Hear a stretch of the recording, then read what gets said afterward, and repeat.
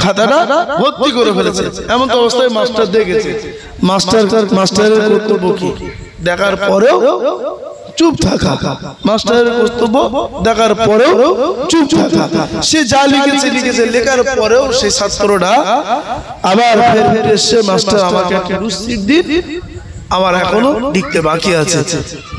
রীতিমতো মাস্টার বলছে যে তোমাকে লুসিট দেব না, তুমি ভুলভাল খাতায় লিখে ভর্তি করেছো, তুমি ভুলভাল সব খাতায় লিখে ভর্তি করে ফেলেছো, তোমার আর লুসিট দেওয়া হবে না। সে বাচ্চাটা ফের পুনরায় সে টেবিলে গিয়ে বসে পড়েছে। ফের হঠাৎ করে ফের বলছে, মাস্টার আমার কলমে আর লেখা পড়ছে না, আমাকে একটা কলম দিয়ে সহযোগিতা করো। মাস্টার কি বলছে, তুমি ওসব ভুলভাল লিখেছো, তোমার ওসব কলম টলম কিছু দেওয়া হবে না, দেওয়া হবে না, তোমার কলম টলম কিছু দেওয়া হবে না। এমন তো অবস্থায় বাচ্চাটা ফের বসে গেছে। বাচ্চাটা ফের পরীক্ষা দিতে বসে গেছে। সে বসে আছে, হঠাৎ করে বলছে, মাস্টার আমার গলাটা শুকিয়ে যাচ্ছে, একটু পানি দিয়ে সাহায্য করো। মাস্টার বলছে, হঠাৎ করে সেই ক্লাসে বলছে, কেউ ওকে কিছু দিয়ে সাহায্য করবে না, পানি টানি কিছু দেবে না। হঠাৎ করে ওই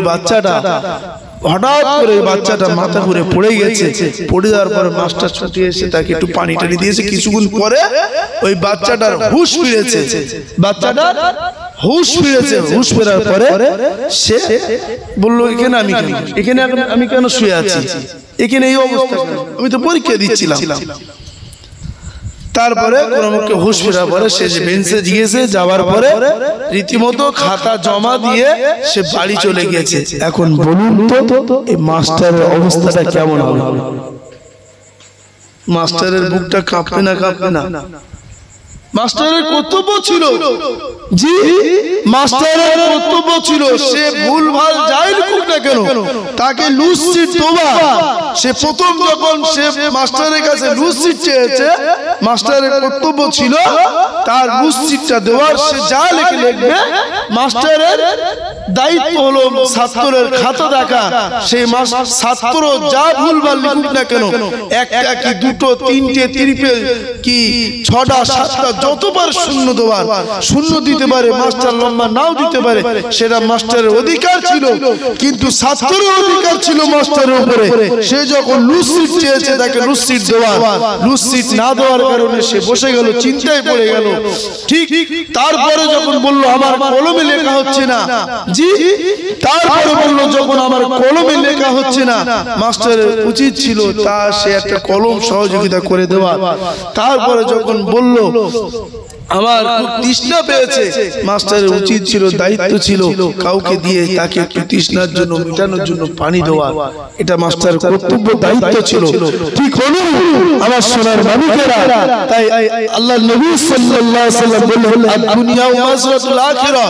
ভাই হাদিসটা বোঝাতে গিয়ে এই ঘটনাটা আমি বললাম। জি এই দুনিয়াটা আখিরাতের খেতিবাড়ি। আমি আপনি এই দুনিয়ার জমিনে যেমন আমল করে যাব, যেমন আমি আপনি দুনিয়ার কাজ করে যাব, আখিরাতে কিন্তু আমাকে আপনাকে সেই সাজা ভোগ করতে হবে।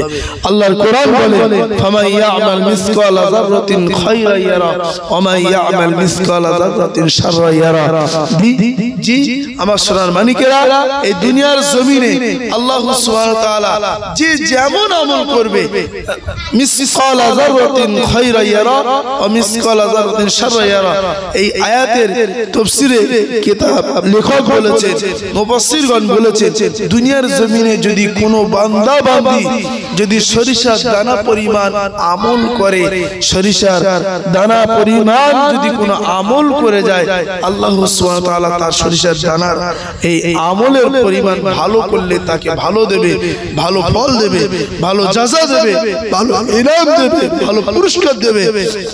আর এই দুনিয়ার জমিনে যদি আমি আপনি যদি অসৎ কাজ করে যাই, ওমা ইয়ামাল মিসকালা যাররাতিন শাররান ইয়ারা, যদি অন্যায় কাজগুলো করে যায়, আল্লাহর হুকুম বিধানকে পায়ের তলায় যদি মারিয়ে দিয়ে চলে যায়, ভাই এটাও আমাদের জানা লাগবে, জানা দরকার, জানা থাকা দরকার।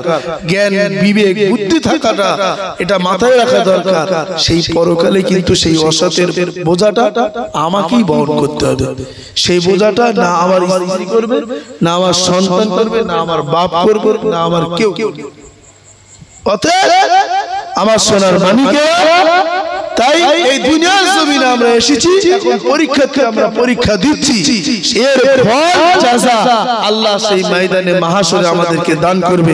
এটা তো ভিতর নারে তাকবীর, নারে তাকবীর। তা যাই হোক, স্বল্প